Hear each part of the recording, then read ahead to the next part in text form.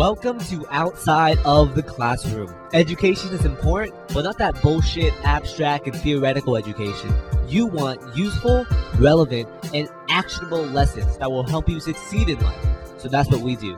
It's your boy Pham, your host, and now let's hack your education together.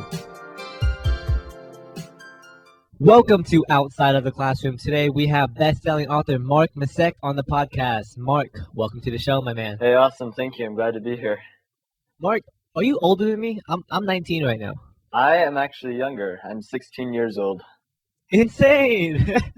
You make the youngest podcast guest so far on the podcast. Hey, awesome.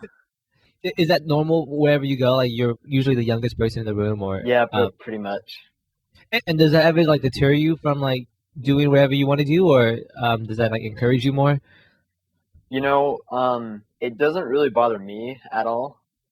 Sometimes I'm a little bit worried that it bothers not bothers, but kind of people treat me a little bit differently sometimes.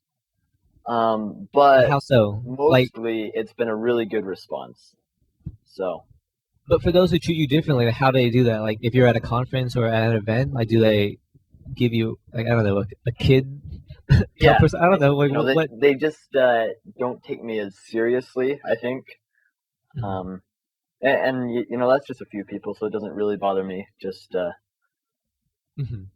But for those who you do meet and who are older than you, like how I guess do you establish like your credibility? Do you tell them that you're a published author? Do you tell them that you sold thousands of copies? Like I guess like what? How would you approach the situations? well, first, actually, I should kind of preface this by saying that I've actually only started revealing my age a couple of months ago.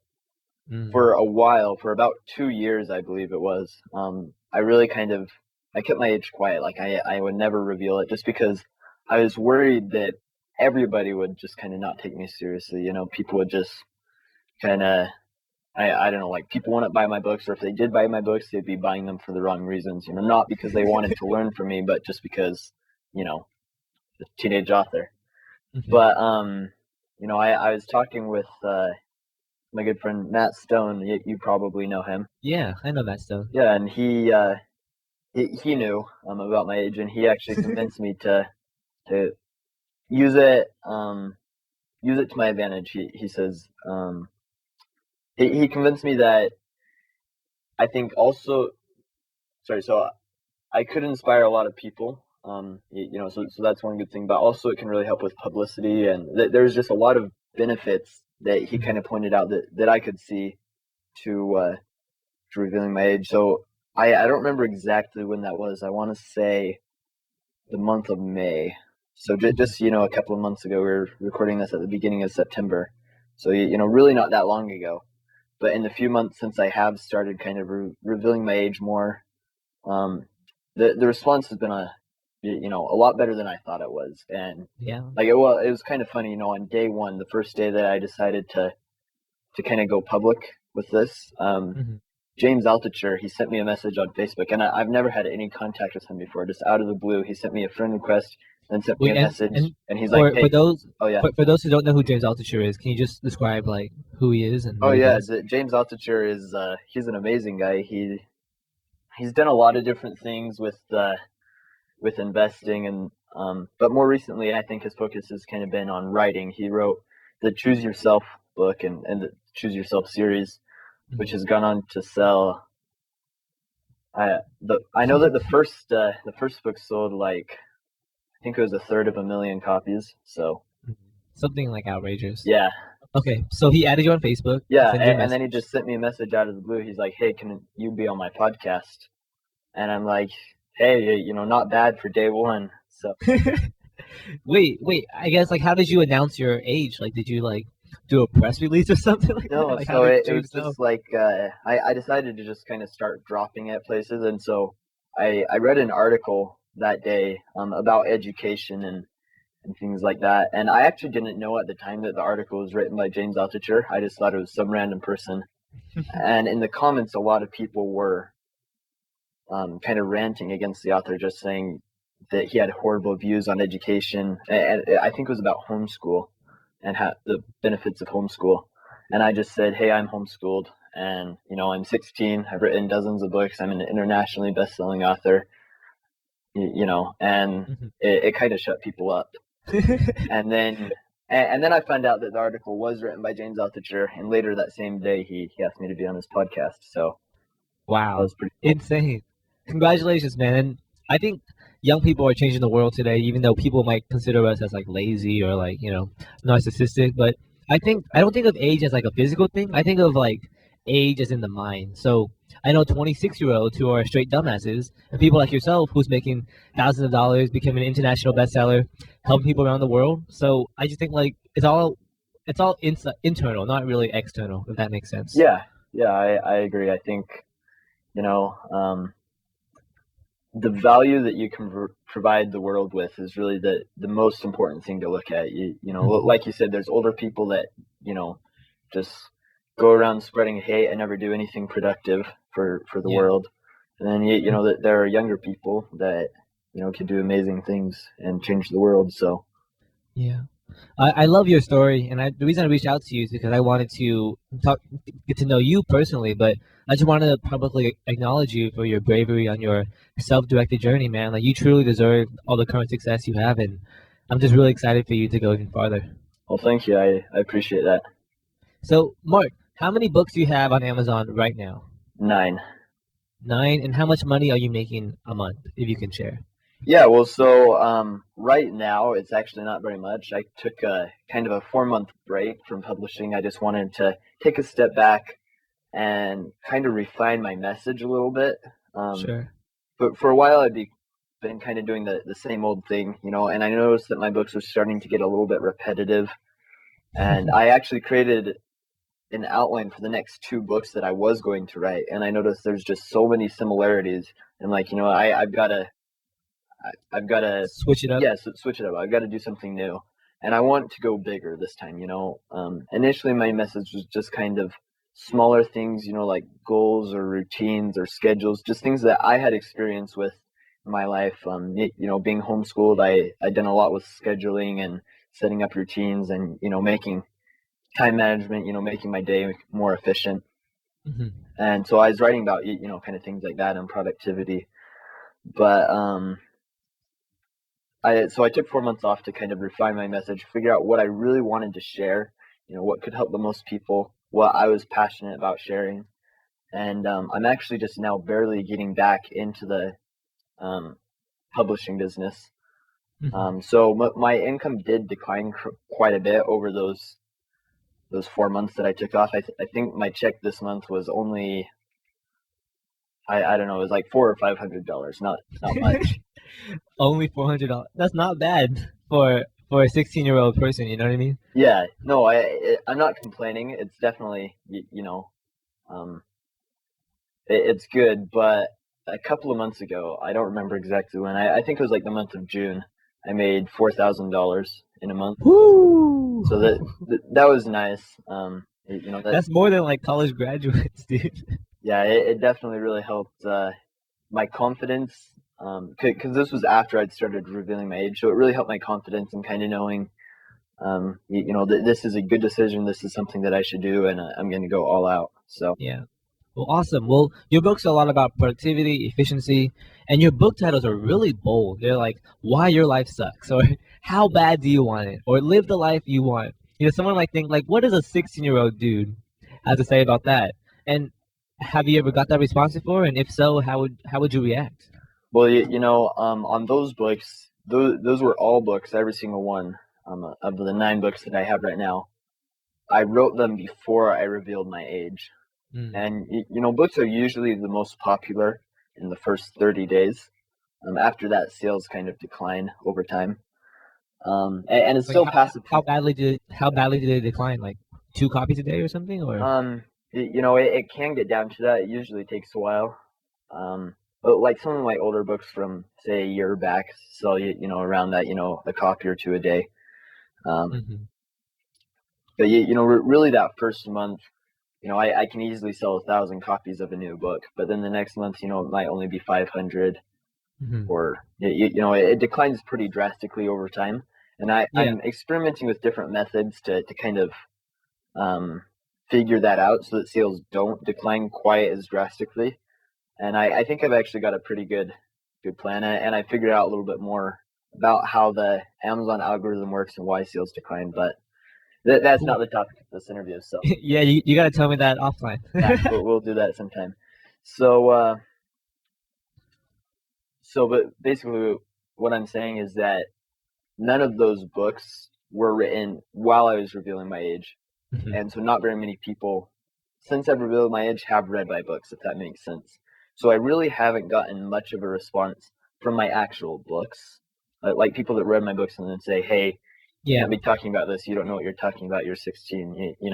I haven't Mhm. gotten much of that, but my new book that I'm going to be releasing on the 1st of October does it. In the introduction, it talks about my story, about my age, and I'm expecting I'll get a lot of kind of mixed reviews. Some people that think it's really awesome that I'm doing this, and some people that think I really have no place to talk about some of the things I do. Yeah. So it'll be Well, interesting to see. yeah, very interesting. I'm just thinking for the listener who's listening, it's like who's listening to this exact podcast, and I've interviewed like dozens of entrepreneurs, authors, but I've never interviewed someone as young as yourself, but so successful. And they might just be thinking like, why should I listen to this like 16-year-old kid? And in my perspective, it's kind of like you are living like the entrepreneurial like journey right now, so you definitely have a lot of value to give. But I'm just thinking like if people would to see you and see your book and they know your age, like why your life sucks, the automatic thought they might have is like, what do you have to say about that? I guess like if someone were to ask you that now, like, would that bother you? Would that like deter you from writing more books? Or it doesn't really phase you at all? It really doesn't bother me. There's always going to be haters, no matter, um, no matter what. Before I revealed my age, there was tons of people that just didn't like my books just because I don't know that they're either my style wasn't for them or they didn't like what I shared. But then there's even more people that did like my books, and I think that's kind of one of the important things to realize. If you want to be an entrepreneur, is that there's always going to be people that hate you and always going to be people that love you. And the important thing is to find more of the people that love you. Hmm. And just ignore, just like surround yourself with people who love you more than all the negative feedback. But cool. I want to dive deeper into your story, but before we do, I'm just so curious. What is one way that your life sucks, and how do you reverse that? I really think that one of the biggest things is kind of mindset. People just really, I don't know, they think negative thoughts. And in the last couple of months, I've made a really big effort to drive all negativity out of my life. So as soon as I notice myself thinking something negative or I see something negative, watching the news or whatever, I'll just kind of extinguish it right away. Get out of the room, leave the situation, whatever. And that has made a huge difference in my life. Like, every day I wake up and I'm just a happy person. I love my life. I really do. I don't have any regrets. I just, I'm happy. That's And that's interesting. I think a Well, big reason is just because of that mindset of just trying to focus on the positive and, ignoring the negative. interesting because some people like challenge optimists, and they say like if you're always optimistic, you'll never like be rational in your thinking. Like for example, if like your business like I don't know, like a book, Amazon takes out all your books. Amazon just like totally wipes all your books from the catalog, and you can no longer publish on Amazon. I guess like how do you think positively from that situation? This is actually a really good question. And I think it was last week or something, just a couple of days ago. I was actually, Someone cut all your books? no, I was interviewing someone for kind of a podcast like this for some of my subscribers.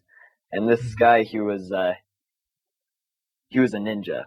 It sounds kind of What? funny to say, but he was. I think he was 26. He was living, I think in New York City, and he just really hated his life. And when he was a little kid, he had always dreamed of being a ninja. So he's like, you know what? Screw it all. I'm just gonna leave my life, go to Japan, and become a ninja. And that's what he did. He just completely quit his job, left his life, left his girlfriend, everything, went to Japan, and became a ninja. And now he goes all around the world teaching other people, martial arts and things like that. And I think that had taken a lot of courage. So many things could go wrong. So I asked him that question. I said, how did you do it? How did you not worry about things going wrong?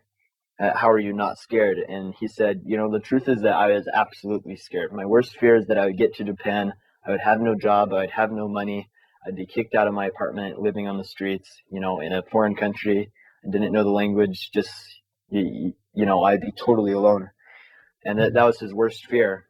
And sure enough, 2 or 3 months after he got there, his worst fear was realized. He had no money, he had no job, he was going to get kicked out of his apartment the next week. The worst possible thing could happen to him. That could have happened to him in his mind did happen to him. Oh. But he was taking a walk one day, and he's like, you know what? It really doesn't matter. I don't have to worry about all of these outside things that are going on. That I could get really worried about this, but I don't have to. In this moment right here, where I am right now, taking this walk, I'm totally fine. It's not like I'm going to die. It's not the end of the world. I'm totally okay, and I'll figure this out. Mm-hmm. And I think that's one of the important things to remember is just that the worst possible thing that could happen doesn't have to be the worst possible thing if you don't let it. It goes back to that mindset, I think, of just I think being optimistic is a good thing. And there are times when the worst possible thing can happen. But if you still remain optimistic, even in that time when all the bad things are happening, even if your worst fear comes true, if you still remain optimistic, I don't think anything can go wrong. You'll figure a way through it.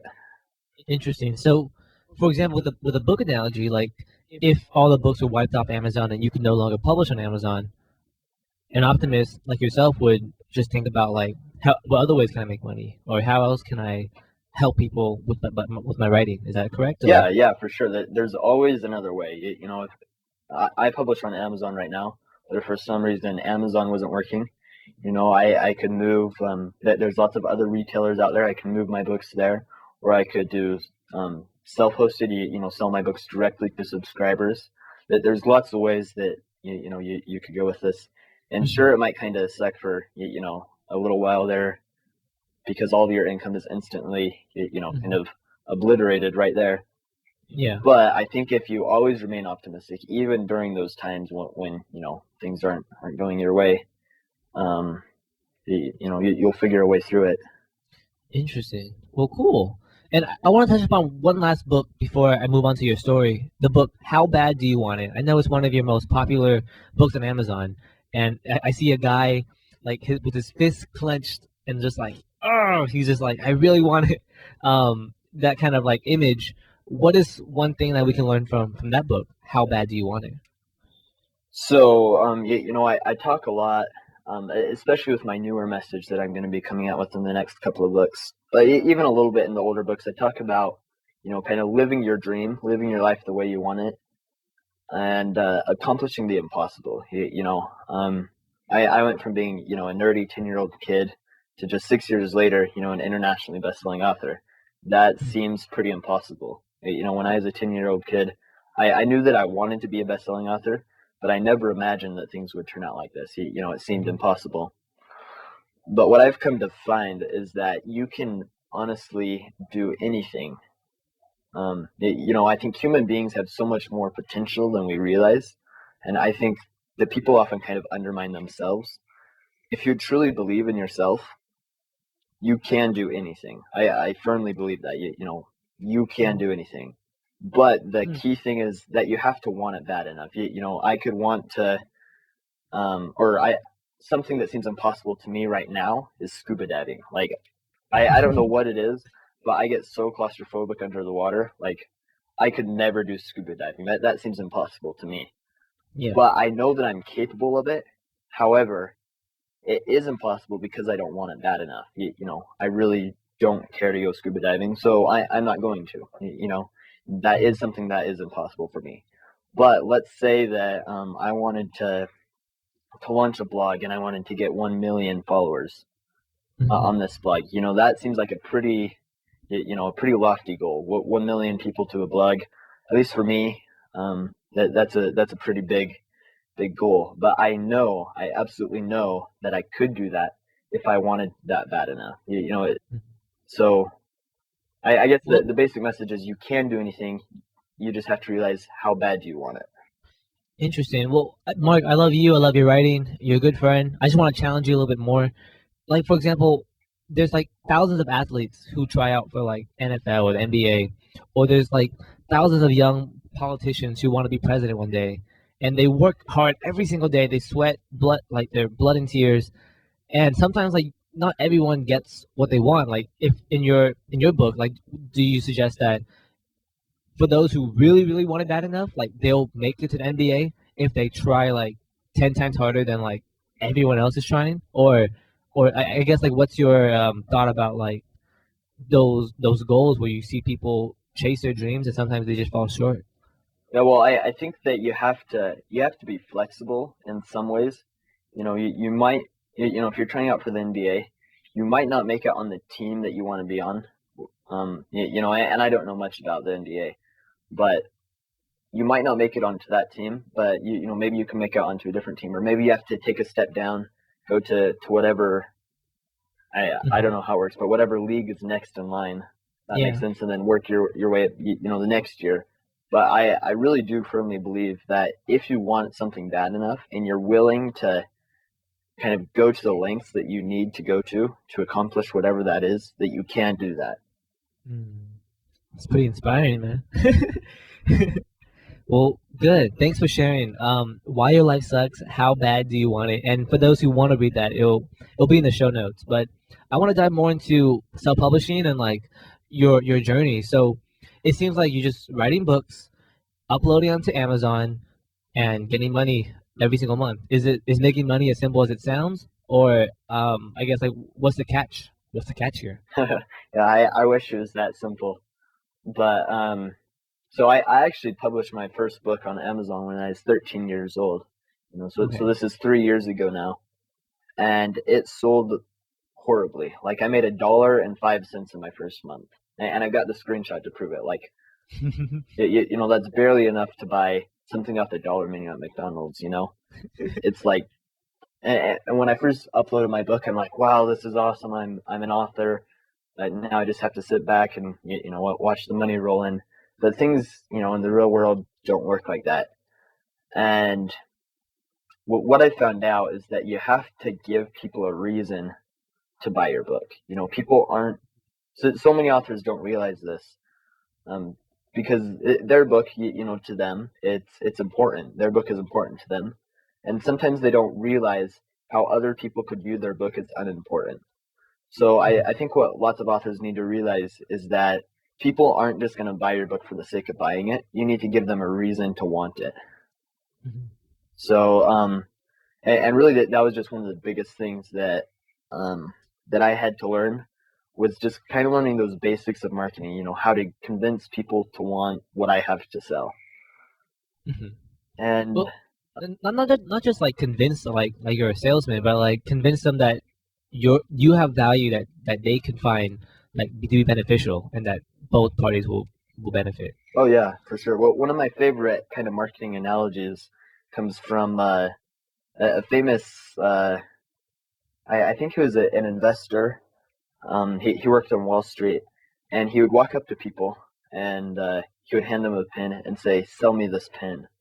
And yet, lots of people would go, "Oh, this is an amazing pen, and you like it because it has such, these qualities," Hmm. and give it, kind of a more standard sales approach. But um, one guy said, so he handed him the pen, and he's like, "Sell me this pen." So the guy looked at the pen for a second, and then he said, "Write your name down." And the guy looks around and he's like, "Well, I can't. I need the pen." And the guy's like, "There you go." And I think authors I could love it. sell so many more books if they did this with kind of their book, with the title. In this particular example, the person that's selling the pen is creating the demand and then fulfilling the supply. It goes Mhm. back to demand and supply. And I think if you did the same thing with your books, if you create like if a reader reads your title and you create a need in that reader, like they have to read your book for some reason. You create a demand in the reader. They want to read your book for some reason, and then your book is the obvious answer. It's the only way that they can get whatever that is. Mhm. So I think that's really important to realize, is that you just kind of have to have your reader need your book, if that makes Got it. sense. I love that analogy. And I don't have you ever watched The Wolf of Wall Street? I have not. Well, there's an example exactly like that. But okay, so you need to make sure the customer like has to have a demand for your supply. But for those listening who, they could be 22 in college or out of college, and they've never thought about writing a book before. But now all of a sudden they see me writing a book, they see you publishing like 9 different books. And they see it's like, it's not as difficult and like, as complicated as most people might think book publishing is. I guess what book should they even write about? Like some people might think like, I'm only like 22. I don't really have life experience, like, although that's not true. But that's their initial thought. Like, I guess, how do you come up with the books that you want to write about, or you should write about? Yeah, well, I think one of the most important things to realize, first off, is that you shouldn't just write a book to make money. And I think too many people do this. They see people like Steve Scott that publish books and go, he made $60,000 in 1 month just from his Kindle ebooks, and people go, Mhm. oh wow, if he can do that, I can get at least a fraction of that, and supplement my income substantially. And so the only reason people publish books is because they want a piece of a piece of the ebook pie. They want to cash in it and make a little bit of money easily. Yeah.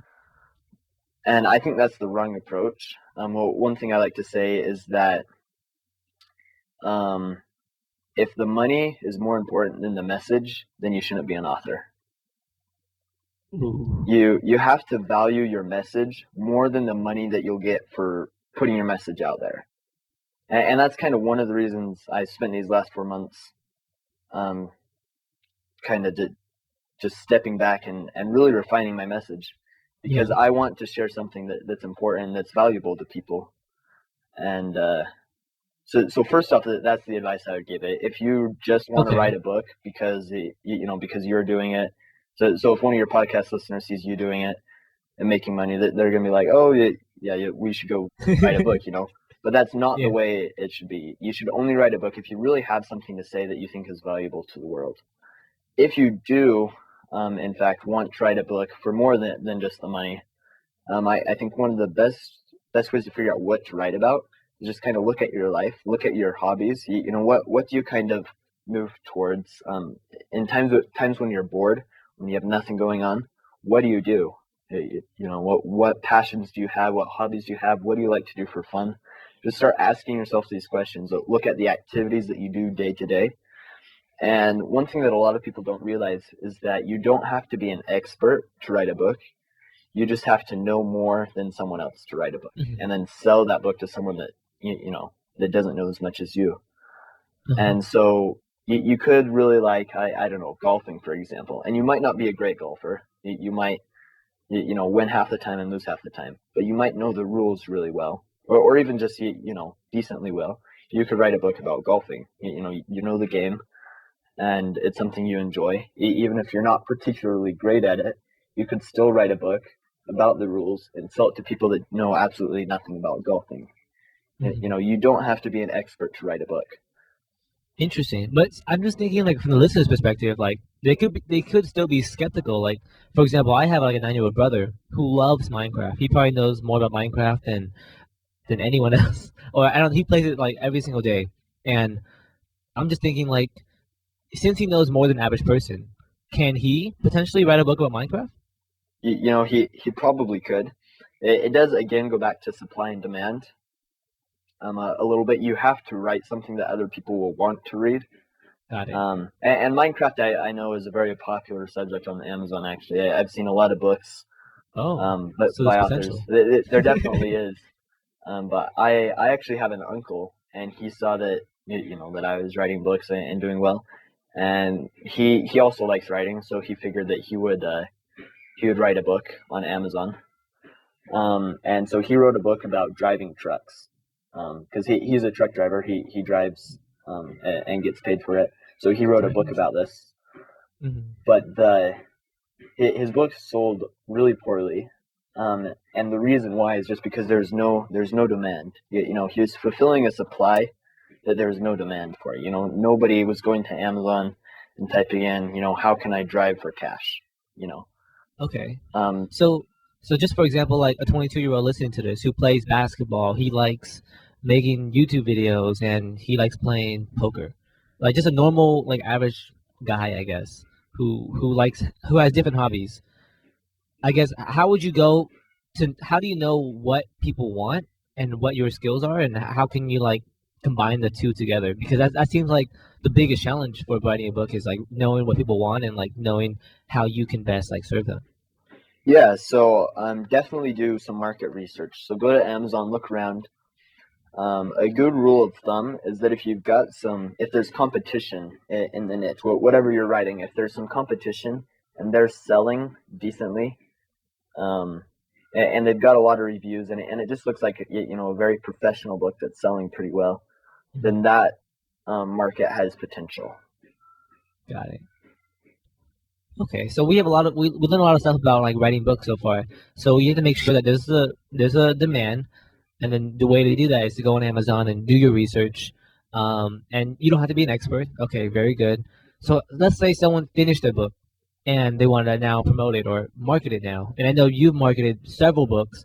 I'm a big fan of the 80-20 rule, where 20% results in 20% of your effort results in 80% of the rewards.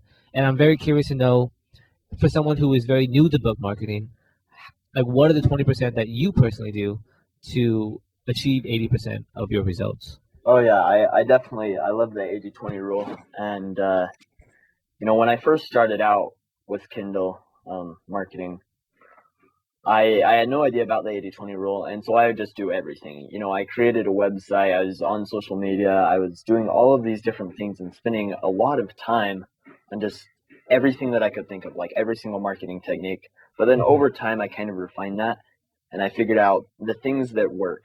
Like you're saying, the 80-20. So for me, the 80-20 is 5 simple steps. Oh wow, yeah, 5 steps. I do.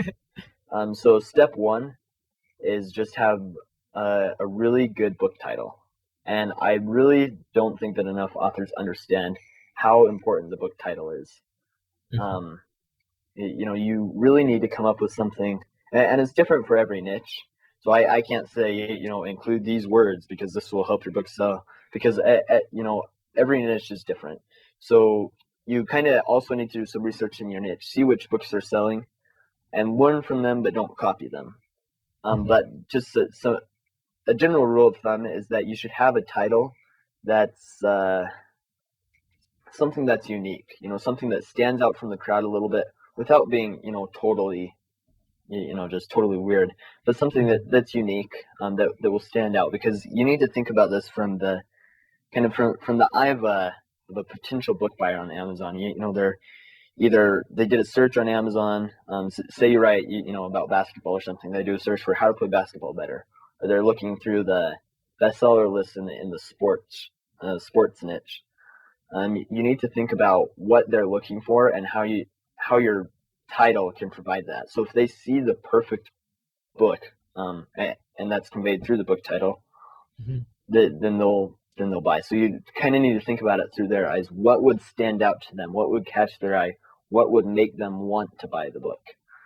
Got it. And so many authors, they can be great writers but horrible marketers, just because they're kind of, they're fans of their own work, and so it's kind of Mhm. hard to see beyond that and look at what other people want, kind of. Yeah, you're very like objective. Like you take account to like everyone's opinions and I like your titles like to live the life you want. That's actually really cool. Like I want that. So Yeah, I think it definitely, it's been a process. At first, my book titles were horrible, but over time, I kind of figured out what people are looking for. Mhm. And just yesterday, actually, I was posting in some Kindle groups that I'm involved in, with a copy of my next book cover. I'm asking people for this Yeah, kind of advice. I saw. Yeah, and there was like, but between all the different groups that I posted in, there was probably at least 100 people that commented and said, "I want to read this book now. When can I get it?" Hmm. And that just really, you know, it shows how important a good book title and a good book cover can be, which we'll talk about in a second. Yeah. But just from looking at that book title, the title of the book is "Why People Fail." And people would see that and they'd think, "Huh, why do people fail?" And Hmm. they wanted to read that book. So that's step one, is just have a really great book All right. title that's unique, that stands out. Cool. Step two is kind of similar. Have a really great cover. And this is also another one that most authors are really horrible at. You need to have a lot of the same rules applied to this, as with the book title. You need to have something that's unique, something that stands out, something that will catch the eye of the potential reader, something that appeals to them, and something that they would want to read. Hmm. And a lot of authors that are starting out are they're cheap. They don't want to invest a lot of money That's me. in and something that they don't know, will be a success. If they knew that they'd make $1,000 in the first month, then yeah, they would spend $100 for the book cover. But most authors, they can't guarantee that. They don't know that. So they'll go and they'll either do the cover themselves or ask a relative to do it, or go on like Fiverr and get a cover for $5. And that's what I did when I started out. I got my covers. The first one I did myself, and I really hope that there's no record of that online anywhere, because it was just horrible. Um, and then I used Fiverr, and eventually, when I upgraded to a more professional designer, I could instantly see the results of that. Like, my book sales took off. I think that the difference, just to show you a little bit, is on say month one, I made $1,000, which is pretty good. And then I switched to better book covers, and I did nothing else. I just had better book covers, and that was the month that I made $4,000. You know, just to show Wow. and really that was the only thing I changed, was just the book covers, going from So 1,000 people to people do judge books by their cover. oh yeah, for sure. Mhm. Um, and so many people underestimate this, just because I think they hear it so often. Lots of professional, or I should say accomplished authors say, you need to have a good book cover, you need to have a good book title, etc., etc. And we hear it so often that it just kind of goes over our heads now. We don't even pay attention to it. But Okay. it really is so important. I really can't stress this enough, that if you want to be successful on Amazon, you have to treat your book professionally from the beginning. Invest in a good book cover, have a standout title, and the third step, is similar. Have a great description, and really a lot of the same rules from the first two apply to the description. Be unique, look through the eyes of the prospective buyer. So we won't go over all of that again. But And this description on Amazon, right? yeah, the description on Amazon, and that Mhm. really does a lot too. These three they're the three core things that a book buyer will look at. They'll every time someone buys your book, they're gonna first look at your book cover, then the title, then the description. Got it. And so you kind of need to follow that entire process. Think about it through the eyes of the potential reader. Hmm. Figure out what would appeal to them, what would make them want to buy your book. Hmm. All right, 4 and 5. Okay, so number 4 is you need to have a lot of great reviews, because reviews are absolutely huge, especially on Amazon. And reviews are hard to get. Um, and I'm still not really good at this. I think you're probably better than me. I was looking at your book the other day, and it has like a bazillion reviews, and you just barely published it. But Well, I'm just confused because I know you have like your own like launch team, right? Which is something I should have, but I didn't have a launch team, I guess. yeah, so a launch team is definitely really helpful, and what that is kind of is just a group of people that you can rely on, that like your books, and that would be willing to buy your next book and leave a review. And usually you try to have 20 to 50 people in a launch team. And I used to have a really good launch team, but then I think once my message started getting a little bit more repetitive, during near books like 8 and 9, Mm-hmm. I just kind of my lunch group lost interest, and Oh. so with this new series that I'm starting, I actually am starting completely over. I used to have a really big email list. I had about 3,000 people. So not huge, but bigger than most starting authors. Mm-hmm. But because I had not been emailing them very frequently, they kind of stopped listening to me. And also, I think it still goes back to my message being repetitive. They weren't as interested in me. So earlier this month, I just emailed them, said, hey, I'm starting over with a new email list. If you want to sign up, you can. If not, don't worry, I'll delete your email address. And so I went from those 3,000 subscribers down to just barely 100. Wow. But I'm glad I did it, because I don't want to keep emailing these people that aren't interested in me. Yeah, At but the those. same time, I really am starting out fresh.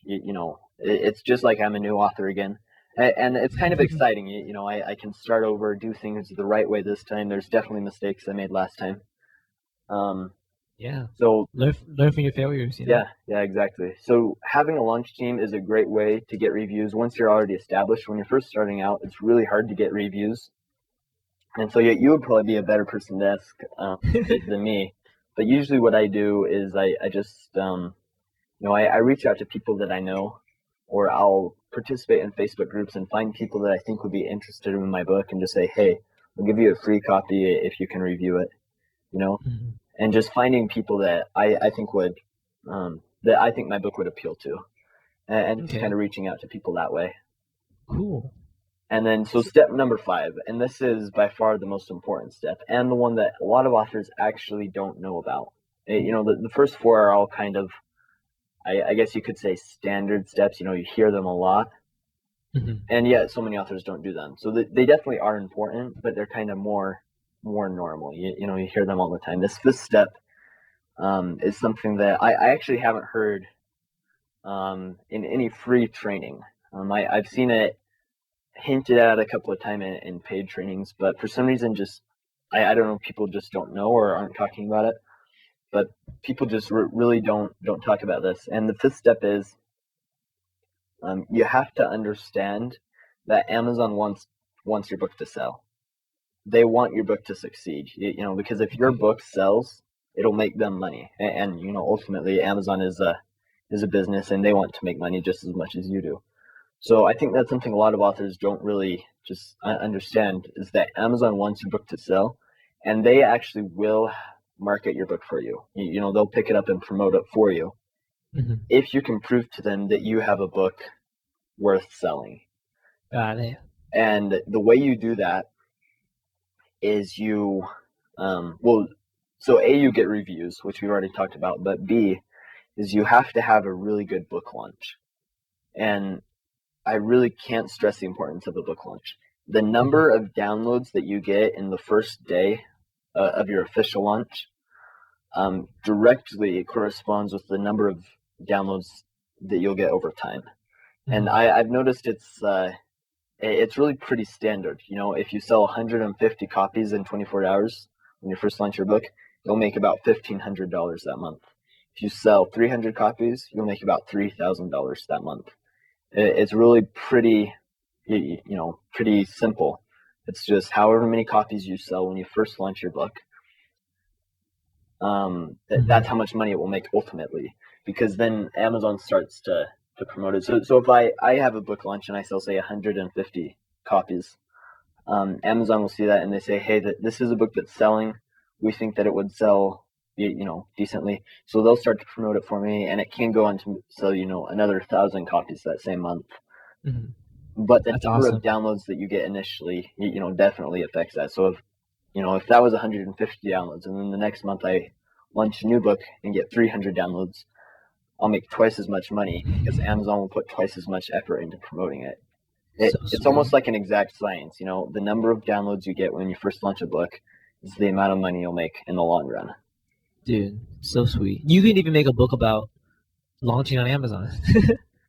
So So those are really the 5 key steps to understand is just have a great title, great cover, great description, and great reviews. And the reason you do that is to kind of set your book up for success for when you do the 5th step. Because if you do the 5th step and you do it right, you'll get a ton of traffic coming to your book.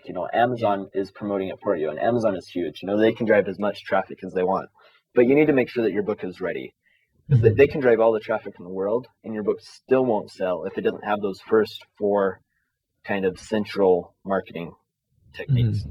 So if you combine those first 4 with the 5th one, you can definitely have you'll have a bestseller in your hands for sure. Mark, this has been freaking awesome. I hope everyone listening finds it in their heart to write a book worth sharing and use the exact tips. Like what you just said right there was just so gold. I hope everyone can just write that down and just publish their own books, man. I'm really happy that you shared that. Yeah, sure thing. All right, well, Mark, where can we find more about you and what you're up to? Because I think people definitely here listening all the way to the 45 minute mark is like, I want to be on this guy's list. I want to read his next book. Yeah, for sure. So if you want to kind of check out some of my stuff without actually buying anything first, definitely go check out my blog. You can find that at derangedbrilliance.com, and I'm sure that'll be in the show notes. How do you spell that? Deranged. Okay, Deranged Brilliance. And that'll take you to my blog, and you can read some of my posts and kind of get a feel for my message and what I want to share without having to pay anything first. If you want to check out my books, you can go to amazon.com/author/Messick. Got it, and that'll all be in the show notes. Yep, it will. And lastly, I'm actually running this special deal right now where you can pick up one of my books for free, absolutely free.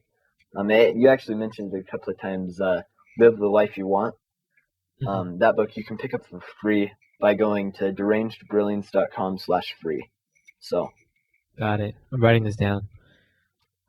Mark, this is freaking awesome. Hope they read your book. Hope they love you, and hope they finally connect with you.